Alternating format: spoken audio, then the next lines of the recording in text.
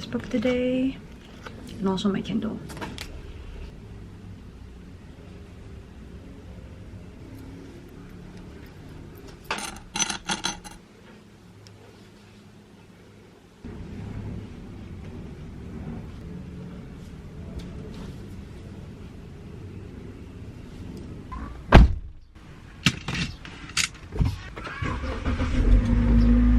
Good morning! I haven't done this in a while. I haven't vlogged, mostly because life has been lifing.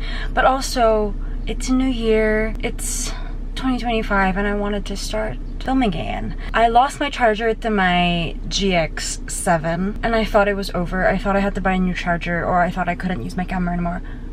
Lo and behold, I didn't know you could charge with a USB.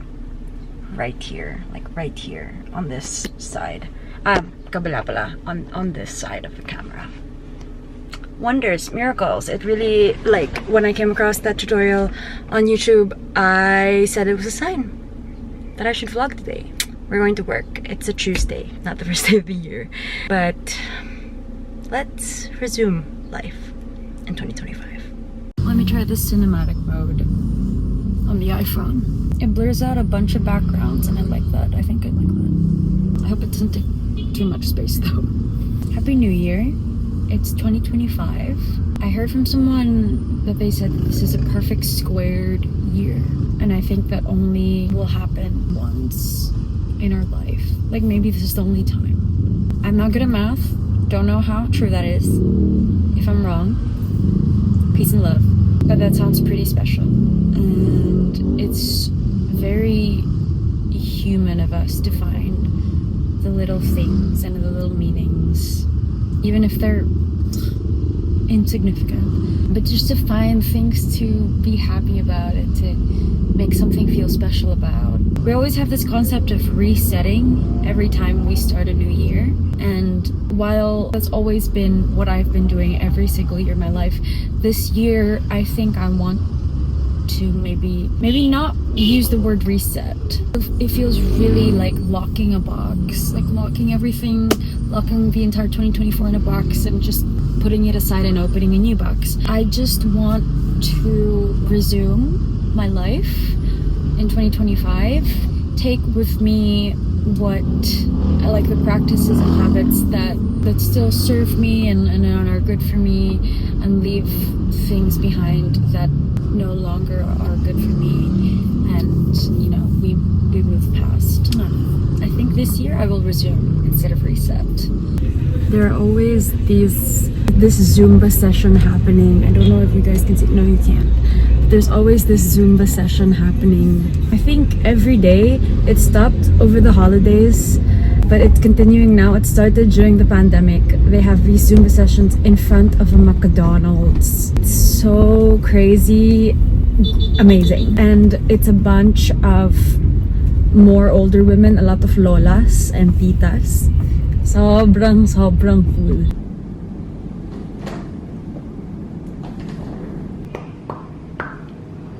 Hello, good afternoon. Hi. Okay, I closed my door because I wanted to show you my, come here. I want to show you all my new 2025 planner. I haven't had a planner in 3 years. When everything went digital after the pandemic, I was all about the Apple calendars, Google calendars, Outlook calendars, everything was in a calendar. I think it's easier lang that way kasi ang hirap when you have like, may calendar ka na nga sa laptop mo, tapos may calendar ka pa dito, and it's hard to like, you know, do stuff. But this year I opted for a planner, especially for work, because, and I will show you. So last year, to do my daily tasks, I used this weekly sheet. It's a pad. I don't know where the pad is, but it's almost ubos na. Kasi naubos ko na siya for the year. It's so convenient. It's a Monday to Sunday type of situation, and then I just list down all my tasks, and it was super helpful for me. Like, wow. But then I've already been doing that for the past 2 years, and then I wanted to do something else naman this year. So I thought maybe why not go back to plannering, but not intensely, not as intensely as I did before. So I got this really, really pretty Victoria's Journals planner that I saw in National Bookstore, and I really love Victoria's journals. They had a different a different like branch before called Venzi. I'm pretty sure that was Victoria's journals. If I'm wrong, please correct me. And my current journal right now is a Venzi, and I'm almost running out of pages. I'm about to replace it. Not replace, but like I'm about to move on to a new like writing journal for my thoughts. But I want another Venzi, and I can't find a Venzi anywhere. I went to Venzi.com, it's gone. Like, it doesn't exist anymore, and I really like them because they're really beautiful faux leather. I think this is faux leather. Victoria's one is it's matigas, so it's hard, but it's like a leather, it's leather bound. My journal is soft cover, so I really love it, and it's blank pages. If anybody knows anything about Venzi or anything that isn't moleskin but has the good like quality, and I know there are a lot, I'm just tamad to look.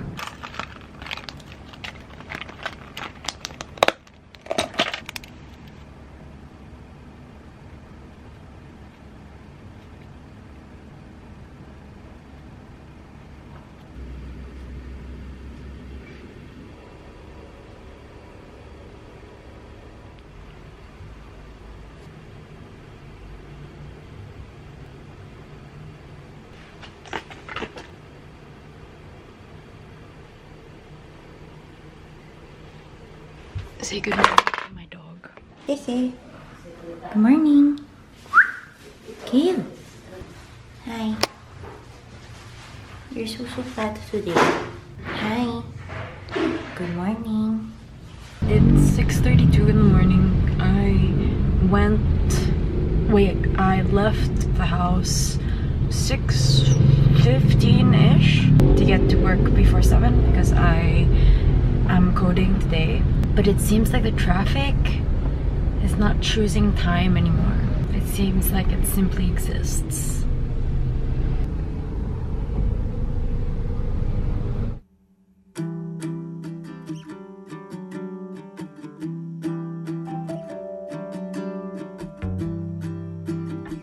Look at her. Oh, Miss Glinda. Look at her. Try and sing her, but I can't sing her.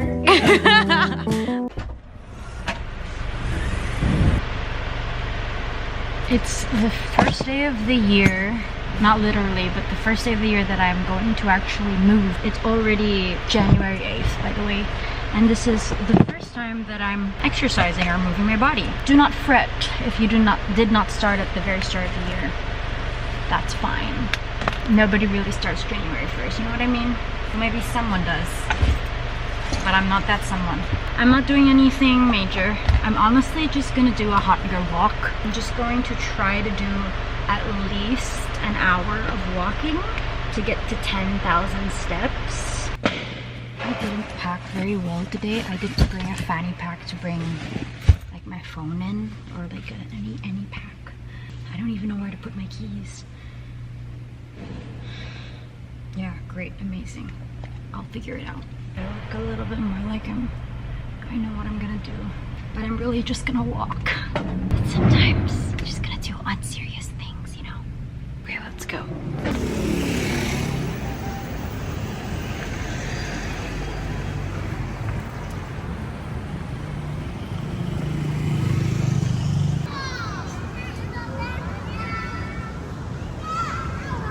Good evening.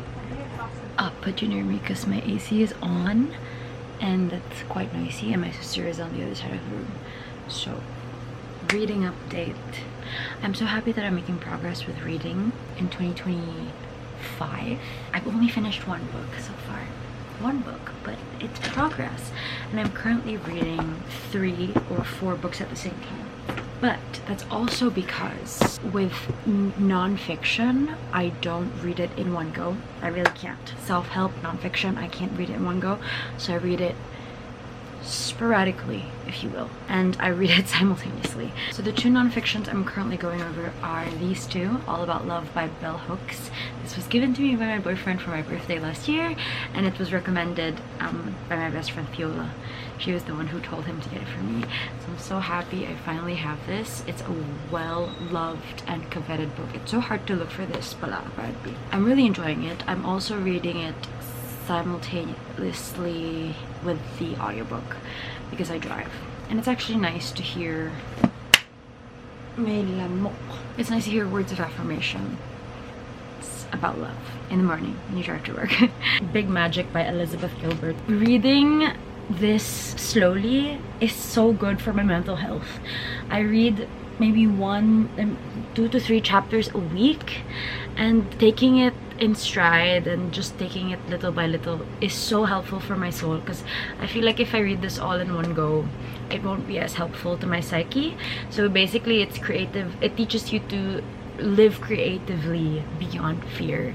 And as a creative working corporate, this book really helps me find the will to live every day. It just really encourages you to not give up on your creative dreams, and that being creative is not limited by your capacity to create money or to generate income because of your creativity, which is so nice. And one of the very beautiful things that I have been getting from this so far is that a good idea, or a creative idea, is a thriving thing. Like it exists and it transfers from person to person. It's like an energy that it's not yours fully, you know. It's I wouldn't say living, but you know, it's an energy that if it is not acted upon, or it becomes stagnant in the mind of a person, it transfers to it looks for a different vessel for it to be lived, for it to be created. So if you have an idea that you haven't been working on, or you haven't really thought of actually pursuing or doing that creative idea or that creative thing, creative project in your brain, do it, because it will leave you. It will find a new vessel who will actually do the work. And sometimes it's okay that it leaves you. Sometimes people really do lose ideas, and then they, you know, when suddenly you had an idea last year and then you didn't work on it, and then suddenly the next year you're like, wait, you see something online, or you're like, wait, I had that idea before, but it exists na pala. But you know, sometimes it didn't exist. Maybe you really had that idea first, but it just looked for a different vessel. So good, such a good book. And then I'm reading currently House of Light by Mary Oliver. Mary Oliver is my favorite poet. This is a collection of her poetry. This specific collection, House of Light, won the 1984 Pulitzer Prize for Poetry. I super love Mary Oliver.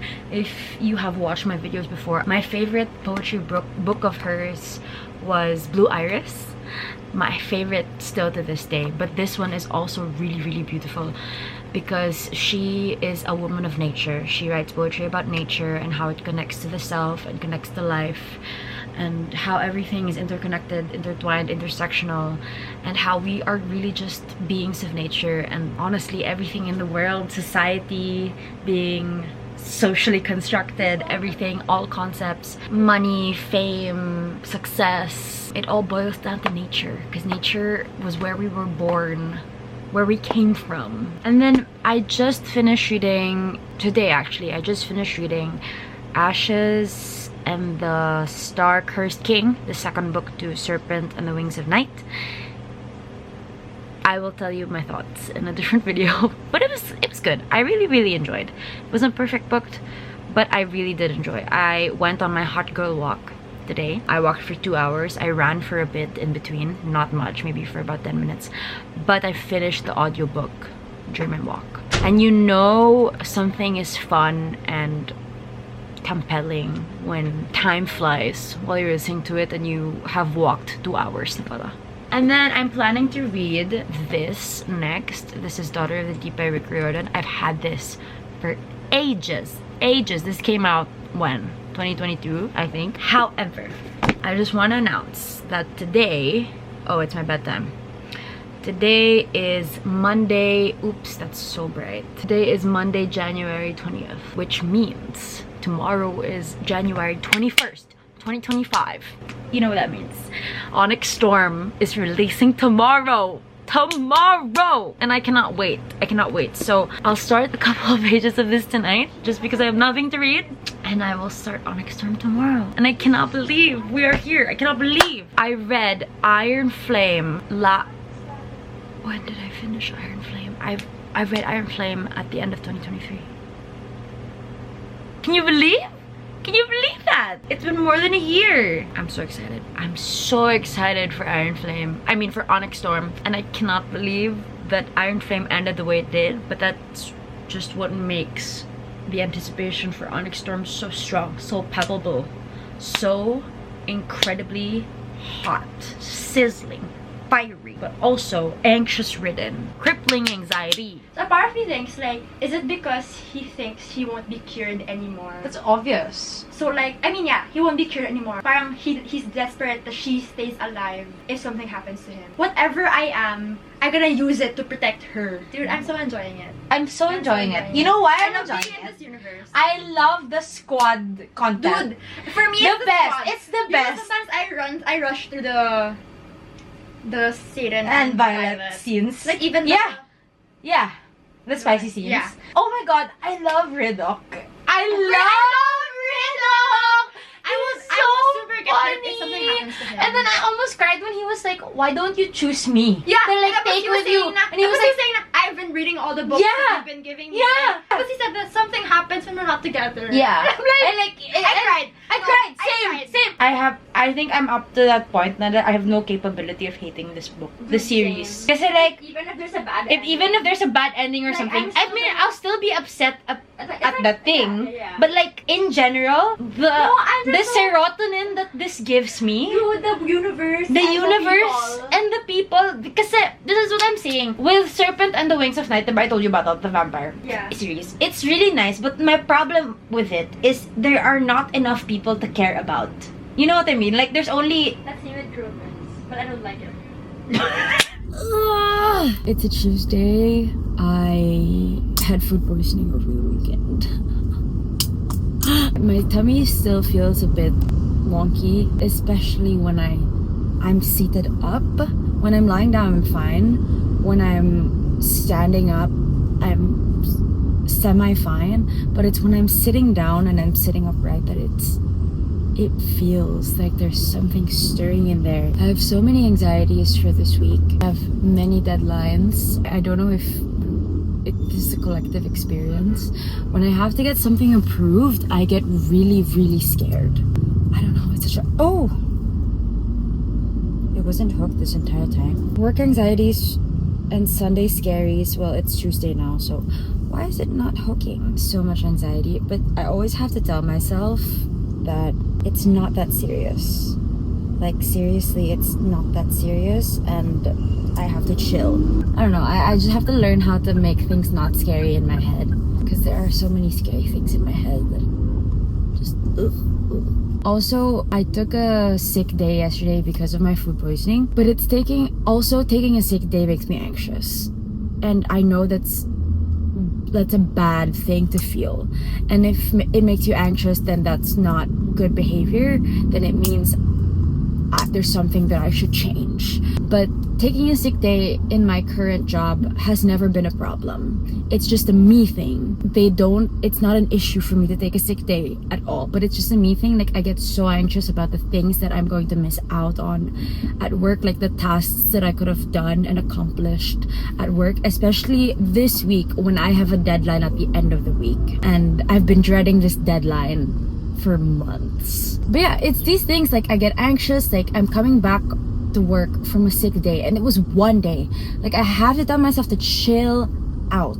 You were gone from work for one day. It wasn't like I was gone for a week. It was one day. So I don't know why my nerves are like, I'm scared to open my emails. I honestly just can't wait for this week to be over. Ugh, crazy.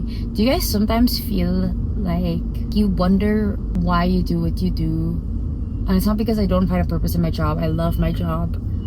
But sometimes you're just like, Why can't I be wandering in the forest and just living for the earth? Like, why am I living for money?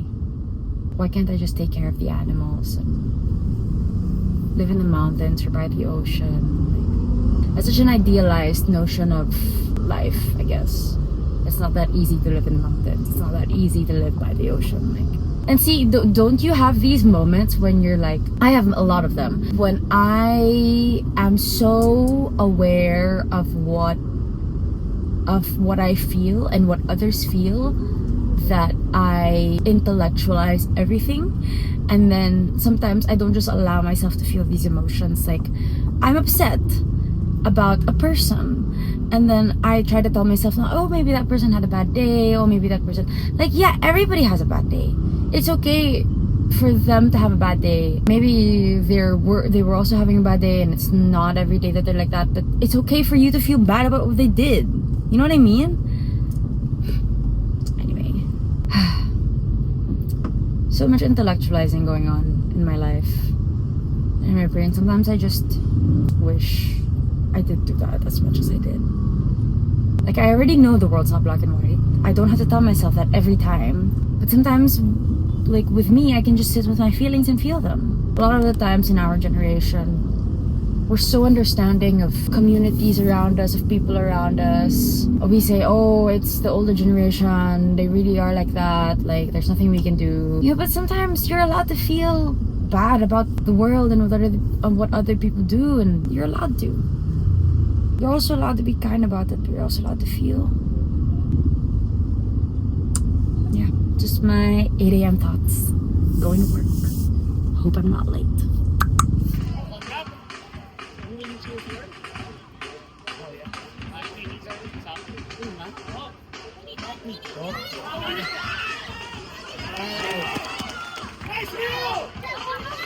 Let's go, Zach!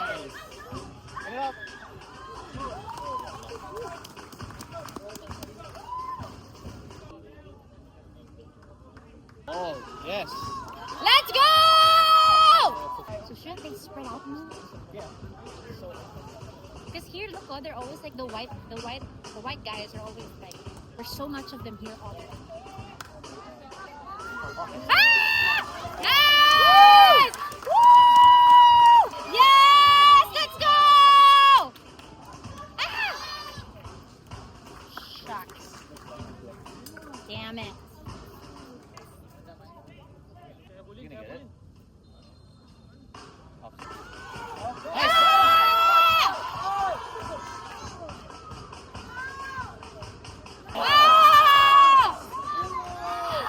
Nice tackle there. Nice! Hey! Two people tripped there, but only. Was what happened correct? That's fine. It felt weird. It felt funky. Yeah. Exactly, diba? Ah! Oh my god. Oh my god. Thank God. Thank you, Jesus. Whoa. They have really hard heads. Yes. Let's go!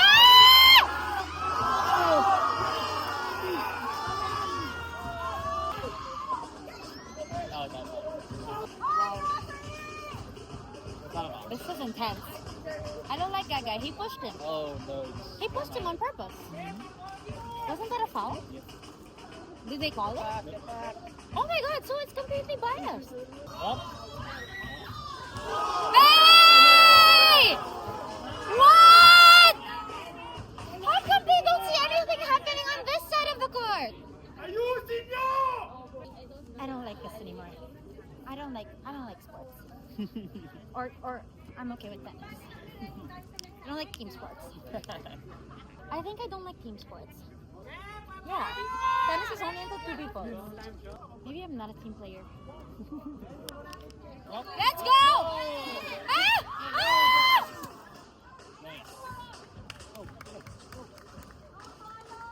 This game is so tiring because you're just running around the field.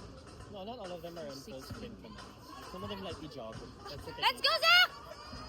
Ah! Nice! Let's go! Let's go! Why didn't he get it? Ah! That hurt. Why did they do that? Ah, Zach! Oh. This is not good for my heart. Ah! Oh my god! I don't like this. I don't want to watch actually. That was a big swing. I'm not. I actually don't like team sports. Like, I really don't.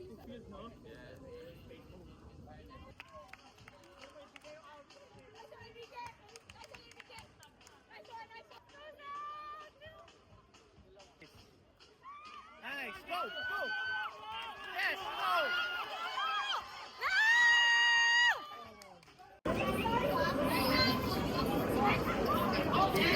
I think my whole January is just me in the car.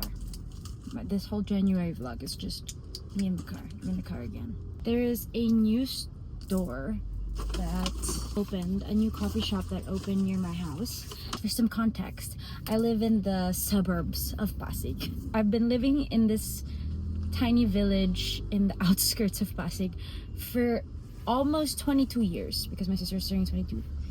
And ever since my entire life, we've never had coffee shops or restaurants near because it's puro factories and just nothing. There's nothing in this side of the world. And every time I tell people where I live, they're like, huh? Where is that? But in recent years, there have been places popping up here and there. And this is the nearest one to me, I believe. I think this is like super near to me. I can bike to this coffee shop and I'm really happy. It's called the Coffee First Series. Wait, focus on the coffee. The Coffee First Series. It looks really rich. Ooh. I want it a little bit sweeter. It's good. Like it's good matcha. But I want it a little bit sweeter. I was hoping for something a little bit sweeter. It's good. Like, I like it. But maybe I'll have it sweetened next time. I also got a bottle of lemonade. This is the Bundaberg traditional lemonade. The thread of self-control snapped. If Rain's injuries slowed him down, he didn't show it. His mouth crashed against mine, rolling over and pushing me down to the bed, his hand running up my body. My audiobook just started playing in the car and it was in the smutty scene. And I don't know if you heard that. Like, did you get that? Did you get that smutty segment of my audiobook? That's embarrassing! But anyway, I'm in chapter 44 of Ashes and the Star-Cursed King. This is the second book of Serpent and the Wings of the Night, and I'm in the smutty chapter. And I will say I'm quite aghast that the smutty chapter is only in chapter 44. I hope people are kind to me. Please let me through. Oh, it was so hard, so difficult. Thank you. I just watched Interstellar with my friends the other day. I wanted to take a little, like do a little reaction thingy with friends, but I was just so happy to see my friends that I didn't even take pictures. I took no pictures. Usually I'm the picture friend. I'm the poster. I'm the Instagram storyer. I'm the person who people ask to tag them. We watched Interstellar for the first time. It's the 10th anniversary of Interstellar. However, I have never seen it. Crucify me if you will. But I've never seen it. I'm so sorry. I genuinely am, especially to the straight men community. I know this is like maybe 90% of straight men's favorite movie. And when I did see it for the first time, it's on IMAX. And the only reason why I even saw it in the first place is because my boyfriend really loves this movie. And he rounded up the gang. Him and me and all my friends went to see Interstellar in IMAX. And it was phenomenal. It was phenomenal. Like, I get it. I think I've cracked the code. Okay? So I think Interstellar is in the book world, the literary version of a male fan fiction, if you get my drift. So there's this thing my boyfriend and I, we call movies that cater to males, like action movies, superhero movies, movies that have like a chosen one and someone saving the day, like a man saving the day and saving his family. My boyfriend, funnily enough, calls those movies male fan fiction movies, which is amazing. Like, I love that term because it really encompasses what these movies are like and why they are what they are. Like, they're really cliche. They're basically the romance movies for women. He said, this is our rom-coms, male fan fiction movies. And I was like, you're right. So everything Die Hard, Taken, the Bourne Identity series, basically movies that I love, right? I really love these movies. And I love these movies because these were movies that my father let me watch growing up, my mom and dad. They're male fan fiction movies, right? Because the guy saves the day. He saves either his partner, the woman of his, like the love of his life, or his daughter. And they're male fan fiction movies, right? So these movies are great movies, but they're cliche and they're predictable. And they're not really like, you know, like big-brained movies, right? So I have gathered that Interstellar is a male fan fiction movie, but like literary. Do you get my drift? Like, for example, talking about this, like I'm talking about a book, it's like Normal People. Because Normal People is a love story. It's a romance story, but it's not just a romance story.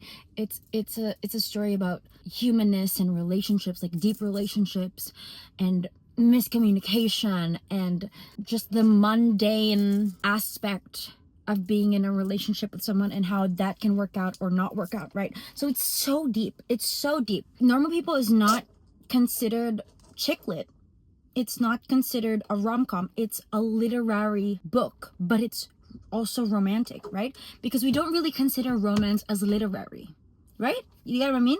I don't know if I'm explaining this well. However, Interstellar is a male fanfic movie, but you can't really say, you can't really say Normal People is like It Happened One Summer by Tessa Bailey, or The Hating Game by, I forgot her name. You know, you can't compare Normal People with The Hating Game or The Love Hypothesis by Ali Hazelwood.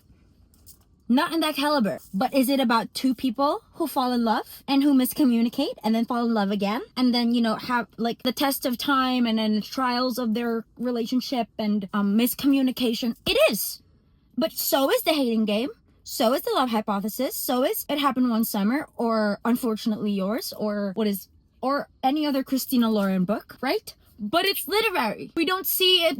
We don't see Normal People in the same caliber as these other mainstream romances. And I think that's what Interstellar is in the movie world for straight men. It's like, I can't find another word. It's the literary version of a male fan fiction.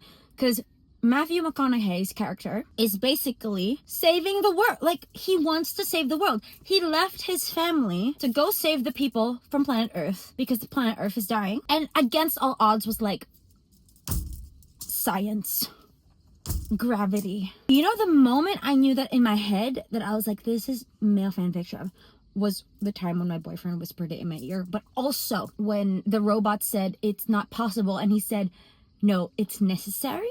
In the docking scene, male fan fiction, but it's deep, it's cinematic, it's Christopher Nolan, and that's why men love it. That's why straight men love it, because it still feeds to the cliche of male fan fiction of saving the world, of like, you know, but in a more like just told differently. Going to bridal fairs. Uy, effective ang bridal fairs, ah.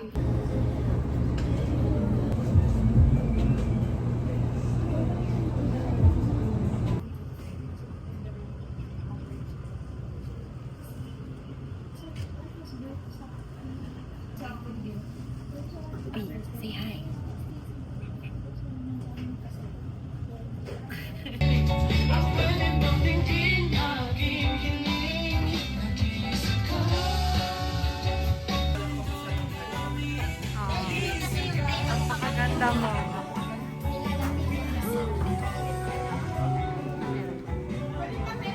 Look what came in the mail. So when I graduated beauty school a week ago, our certificates weren't ready yet. So they said they were gonna ship our diplomas. Diplomas! It's my shirt. It's my NYX Institute of Beauty shirt that I'm going to be wearing to an internship this Thursday.